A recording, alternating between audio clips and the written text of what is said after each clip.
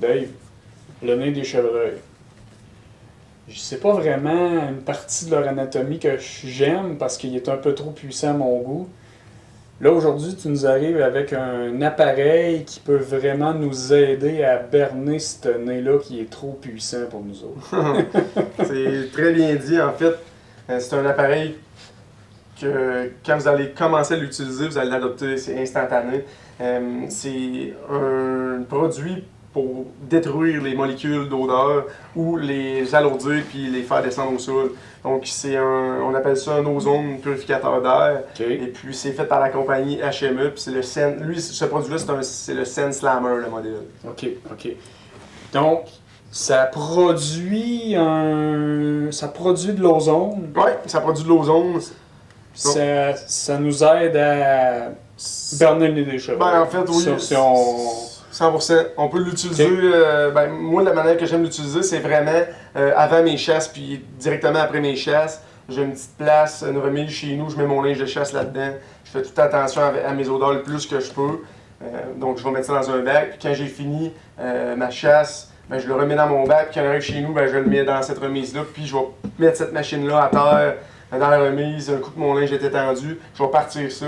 Puis là, ça va faire de l'ozone toute la nuit dans cette cabine-là. Et puis là, ça va détruire les molécules d'odeur, ça va les tuer aussi. Puis sinon, ça va les jeter à terre. Donc, okay. Ça va en détruire une bonne partie. Ça aide vraiment beaucoup à contrôler nos odeurs pour les ornières, les chevreuils, tout ça, les chasses où est-ce que les gibiers, là, on est puissant. OK. Est-ce qu'il y a une autre manière de l'utiliser? Est-ce que tu l'amènes dans ta cache, par exemple? Ou... Je peux l'amener avec moi à la chasse, tout dépendant là, de la situation. C'est sûr que quelqu'un qui j'ai une place que j'aimerais chasser, que le vin n'est peut-être pas favorable comme j'aimerais, ben oui, je vais l'amener certainement. Je vais être prudent quand même parce que il y a un petit bruit. Okay. Donc, quand je vais le partir dans les heures de chasse qui vont être un petit peu moins prévisibles à avoir des chevreuils, surtout quand on est sur un bait. Okay. Puis sinon, je vais le couvrir pour essayer de, à moitié pour enlever le son au moins au minimum. Et puis, quand je vais arriver dans les heures de chasse qui vont être plus propices, c'est sûr que je vais le fermer. Par contre, c'est quand que je vais être dans une tente ou dans une cache. C'est sûr que si je m'en vais à la chasse, puis que je suis dans un tristène ou des trucs comme ça, c'est pas quelque chose que je vais traîner avec moi. Mais sinon, dans les places où est-ce que c'est fermé un petit peu et tout, oui, je vais l'avoir avec moi quand que je vais avoir des journées que ça va être moins favorable. Okay. Côté alimentation, j'imagine que c'est alimenté par des petites piles qu'on peut changer facilement. En fait, c'est une petite pile au lithium à l'intérieur. Fait qu'on va avec le chargeur USB, comme tous les téléphones là, cellulaires, des trucs comme ça. Ça charge. Le fil, charge. Ouais. Puis tu as une prise USB aussi si jamais tu veux charger quoi que ce soit. Là. Okay. C'est fait pour ça aussi. Puis très simple, on a un piton ici, on-off, c'est le seul piton qu'on a. Puis ici, on a l'indicateur de batterie, combien il nous reste de batterie. Voilà. Okay. Et puis. Est-ce que ça dure longtemps en fonction de l'appareil? Le temps, là, je te dirais environ 8 heures. Ah. 8 heures, là, on peut l'utiliser au maximum 8 heures. Donc c'est quand même bien. Super.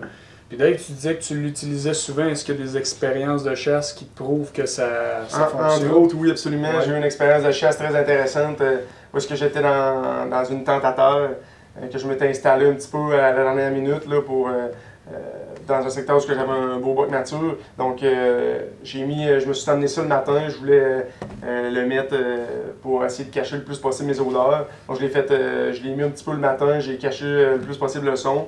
Et puis, au bout d'un certain temps, je l'ai arrêté. Et puis, quand ça a été le temps, là, je te disais, ça faisait 45 minutes qu'on avait le droit de chasser. Mais il y a un chevreuil qui est arrivé directement à côté de moi. Puis, c'était lui que je chassais. C'était ce bouc-là que je voulais voir. Puis, il a passé en arrière de moi. Puis, quand je l'ai aperçu, la première fois, il était à 15 pieds. 15 pieds de moi. Puis, il a fait pratiquement le tour de la tente. Là. Donc, il n'y avait pas de raison que ce chevreuil-là me sente pas. En fait, je pensais, tu sais, je pensais pas qu'elle arrivait de cette place-là, mais ça, on ne sait jamais. Mais ça m'a vraiment aidé. C'est sûr que ça a été efficace pour moi ce matin-là. Cool. Si je peux en rajouter là-dessus, j'avais déjà fait des tests avec une machine d'ozone similaire.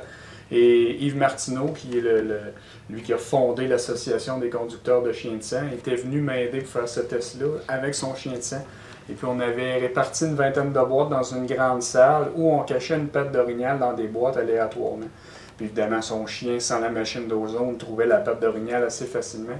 Mais quand on a mis la perte d'orignal avec la machine d'ozone dans la boîte, là, le chien avait vraiment de la difficulté à trouver la boîte. Puis pourtant, ça sent beaucoup une perte d'orignal dans une petite boîte. Là, puis Yves Martineau était aussi surpris là, des résultats des petites machines. C'est vraiment un beau test à faire, en fait, là, pour ça. Parce que c'est sûr, Yves, comme tu dis, ça fait longtemps qu'il fait ça. Puis ses chiens